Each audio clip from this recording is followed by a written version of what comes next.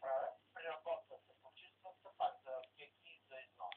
Имаме лицензирано текче, което карваме по наша рецепта, традиционна, от което карваме 6 вида билки и няколко вида подправки. Шарената сол е основно с миндух. Миндух това е подправка и билка. Тя е лековита билка, като стрък.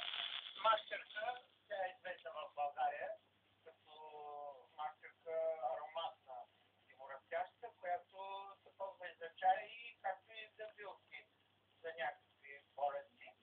Червен дан се слага се още чубрица. И това са общо дето основните съставки в шарената сол. Какво количество шарена сол произвеждате?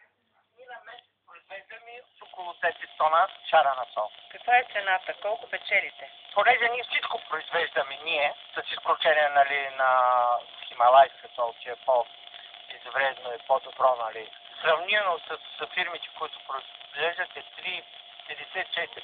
Или ни продаваме много ефтино, 2 лева, но почти всичко е наше производство и можем да си позволим да я продаваме много ефтино. Печалбата може да се каже, че е много добра за нас.